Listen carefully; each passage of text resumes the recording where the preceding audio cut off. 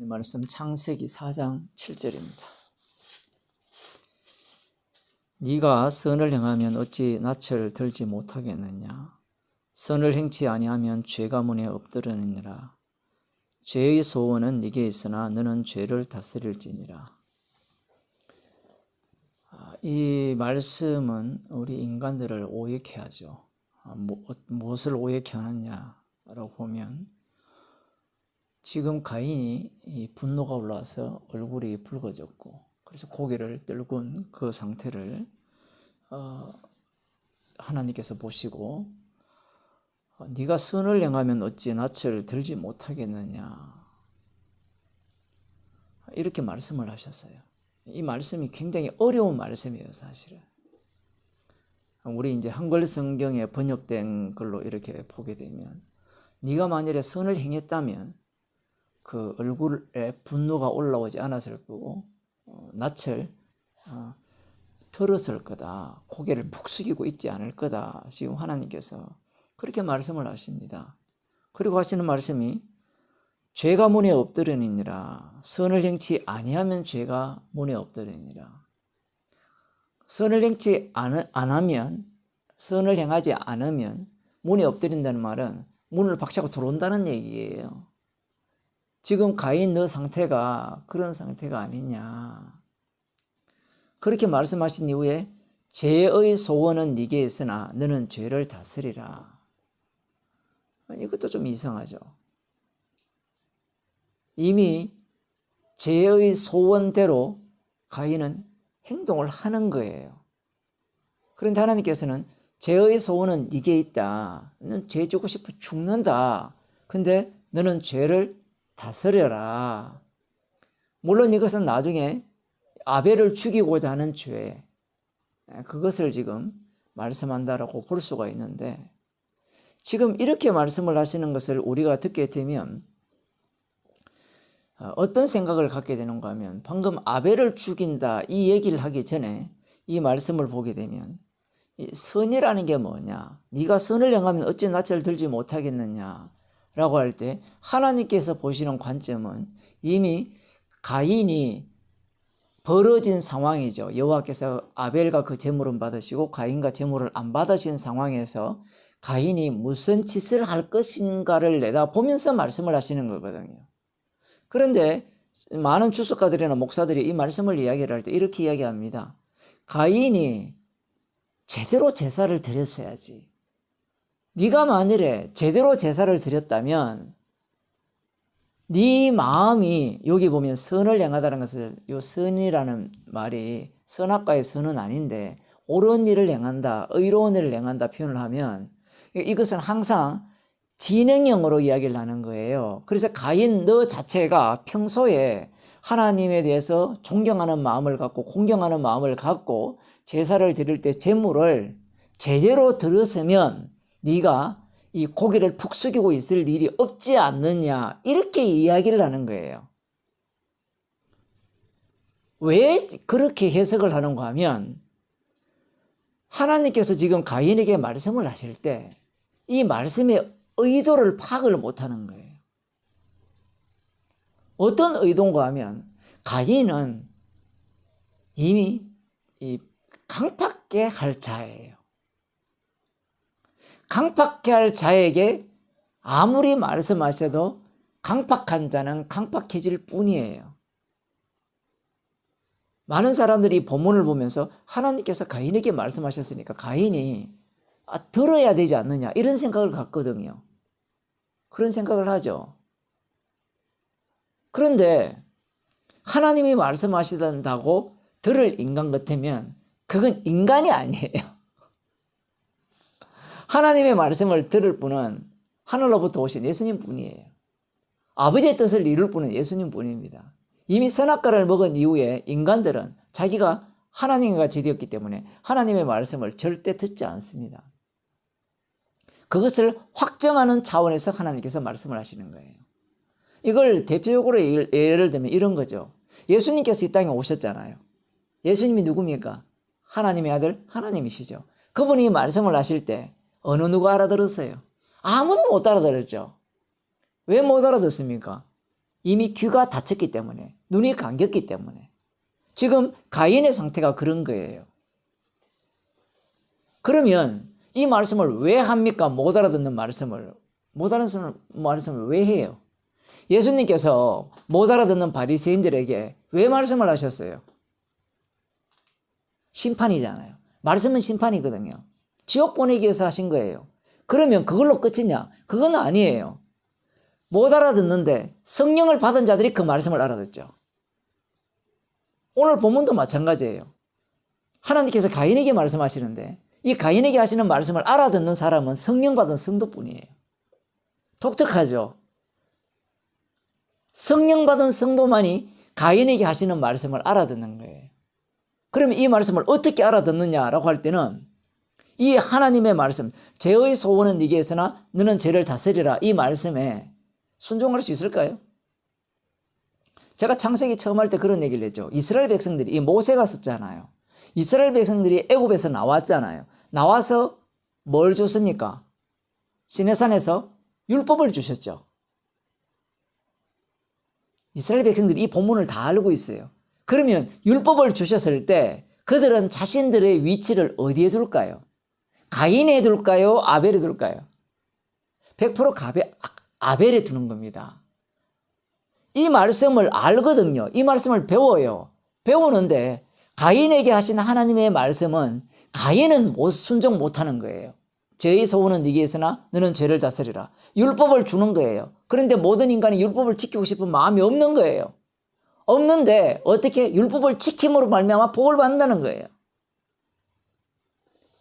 예수님 당시에 남은 자 유대인들이 그 생각을 갖고 있잖아요.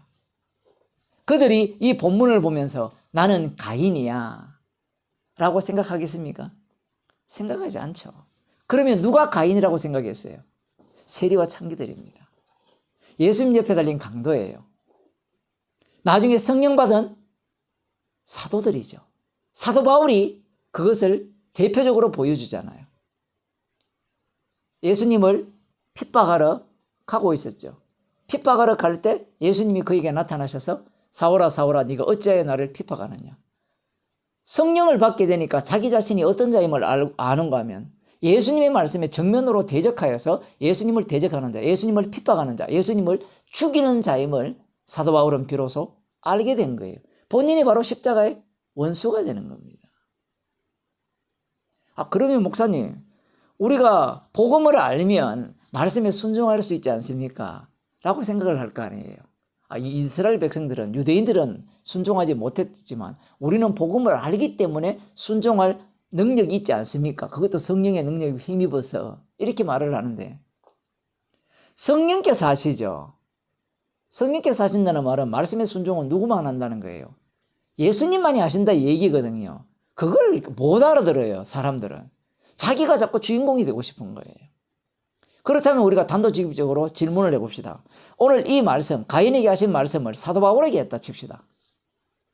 성령 받은 사도 바울에게 했어요. 뭐라고 말씀하셨는가 하면 사도 바울 자신이 입으로 말하죠. 서로 용납하고 서로 화목하고 다투지 말고, 이 말씀을 자기가 내뱉었어요. 그 내뱉은 본인이 어떤 일을 했는가? 사도행전 15장입니다. 한번 보겠습니다. 15장 26절에서 제가 읽어드리겠어요. 수일 후에 바울이 바나바더러 말하되 우리가 주의 말씀을 전한 각 성으로 다시 가서 형제들이 어떠한가 방문하자 하니, 그러니까 바울과 바나바가 함께 동력하여서 전도 여행을 한 모양입니다. 지금 앞부분에 뭐 그렇게 되어 있거든요. 그래서 우리가 갔던 데 다시 가서 형제들이 어떠한가를 돌아보자라고 이야기하는 것은 당시만 해도 여전히 사울이 예수님 믿는 자를 핍박했듯이 여전히 핍박이 이렇게 성행하고, 그리고 십자가 복음 자체에 대해서 대적자들이 많잖아요. 그러면 그들을 든든히 세우기 위해서 가는 거거든요, 표현을 하자면. 그때 바나바가 이런 말을 합니다. 바나바는 마가라는 요한도 데리고 가자 한다, 이렇게 말을 해요. 마가라는 요한, 마가가 누군가 하면 여러분이 많이 들어봤죠. 마가 다락방. 그 마가 다락방의 주인공이 마가예요. 마가복음 아시죠? 그 마가가 이 마가예요. 그런데 이 마가를 데리고 가져가니까 사도 바울이 엄청나게 화를 냅니다. 이게 얼마나 이게 웃기는, 제가 웃긴다고 표현해서 죄송합니다만 웃기는 일이거든요. 지금 복음 전하러 가는 거 아니에요. 형제들을 위로하러 가는데 가기 전에 벌써 누구한테 화가 나는가 하면 바나바한테 화가 났어요. 바나바가 십자가 대적자입니까? 같이 가자 했잖아요. 동력자잖아요. 근데 화가 난 거예요. 뭐 때문에? 이 마가라는 사람이 여기 보면 밤빌라에서 자기를 떠나 한 가지로 일하러 가지 아니한 자를 데리고 가는 것이 옳지 않다라고 이야기해요. 선악과가 나왔어요. 옳다 그러다. 왜 옳지 않는가 하면 이 마가 요한이 밤빌리아까지는 복음을 전했어요. 이 앞부분에 보면 나오거든요. 13장에 보면. 근데 거기에 보면 특별하게 고난받는 게 없거든요. 고난받는 게 없으니까 고난이 없다라고 생각하면 안 돼요. 헐벗고 굶주리고 핍박당하고 여러 가지 어려운 일을 당하는 거예요. 그냥 여행만 하더라도 힘들잖아요. 그냥 놀러 다니는 것도 힘들잖아요. 그에 비하면 복음 전하는 일이 쉬운 일이 아니잖아요. 그런데 이 마가 요한이 자기들과 한 가지로, 그러니까 한 몸처럼 같이 주의 일에 힘쓰지 않고 나 힘들어, 나 돌아갈래 해가 예루살렘으로 돌아가 버렸어요. 그래서 이 마가를 데리고 가는 것은 합당치 않다는 거예요. 그러면 여러분들이 이 얘기를 들을 때 바나바가 옳아요? 사도 바울이 옳아요? 누가 옳아요? 딴 생각한 사람은 누가 옳은지 모르겠죠. 바나바가 옳아요? 바울이 옳아요? 누가 옳아요? 지금 바나바 입장에서는 그러할지라도 뭐 회개했다 이런 내용이 없는데 어쨌든 지금 가려고 하잖아요. 그때는 돌아갔지만 같이 가자. 근데 이 마가가 바나바의 누나의 아들이에요. 조카예요. 생지. 혈육 때문에 그럴까요? 아니에요. 나중에는 그렇게 표현하지 않습니다. 나중에는 마가가 어떤 베드로가 마가를 뭐라고 부른가 하면 내 아들이라고 불러요. 사도 바울이 디모데를 내 아들이라 부르죠. 나중에 이 골로새서 4장에 보면 이 사도 바울이 로마 감옥에서 편지를 쓸 때 마가도 데리고 오라 이렇게 표현을 해요. 그리고 추천도 하고 화해를 한 겁니다. 근데 그 전에 지금 일어난 사건이거든요. 그러면 한 가지 일하지 않는 사람을 데리고 가는 게 옳아요? 안 가는 게 옳아요?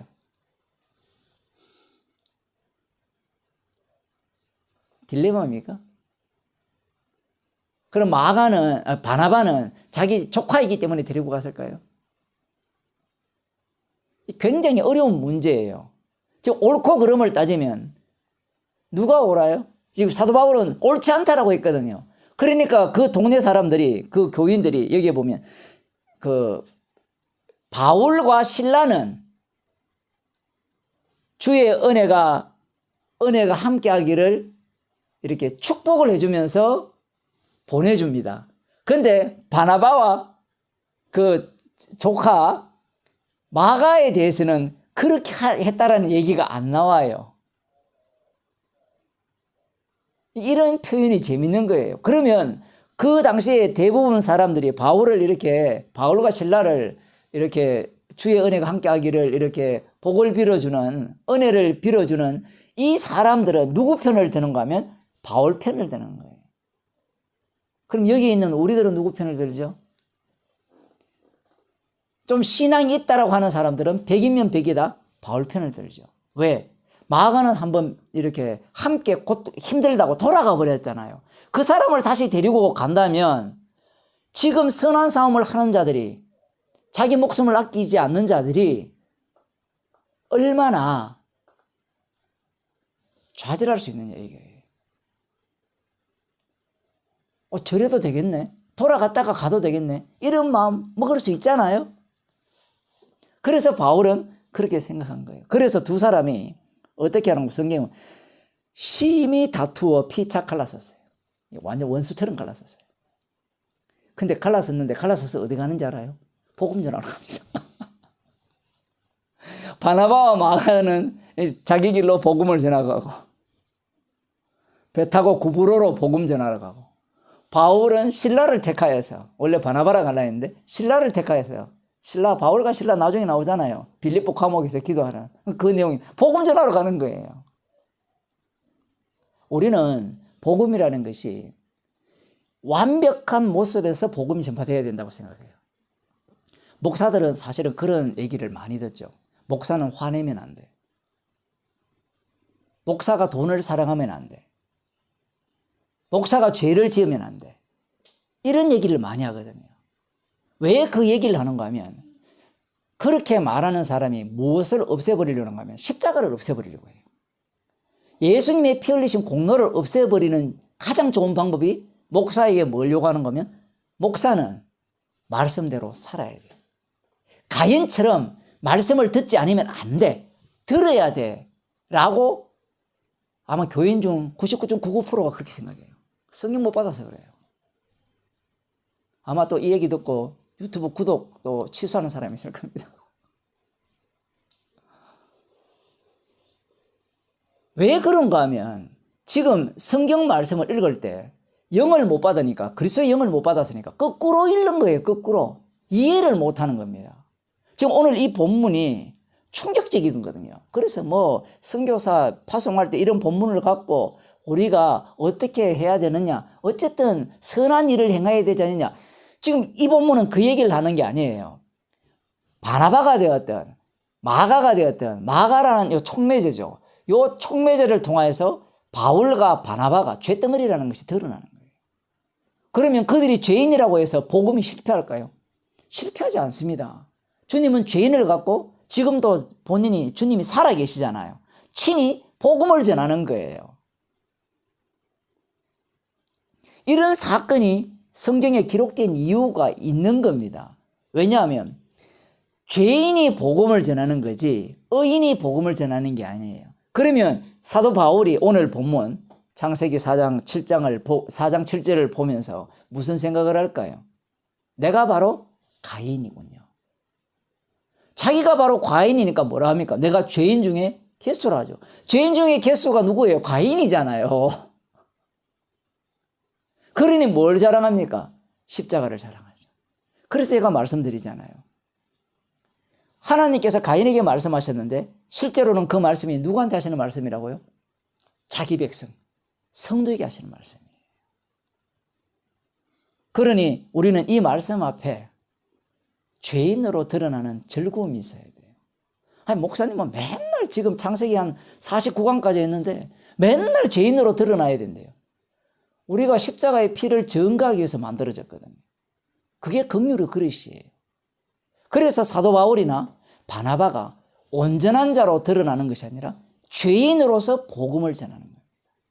왜냐하면 이들은 내가 의롭다라는 것을 증거하기 위해서 구원을 받은 것이 아니라 십자가에서 다 이루신 그 예수 그리스도의 주되심을 증거하기 위해서 주님의 정인으로 부름을 받았기 때문이에요.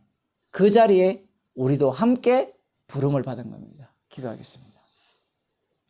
하나님 아버지, 가인에게 하신 말씀이 곧 우리에게 하신 말씀이며 그 말씀 앞에 죄인 중에 개수로 드러나며 십자가 외에는 자랑할 것이 없는 자로 오늘 하루를 살게 하신 그 은혜를 감사드립니다. 예수님의 이름으로 기도드리옵나이다.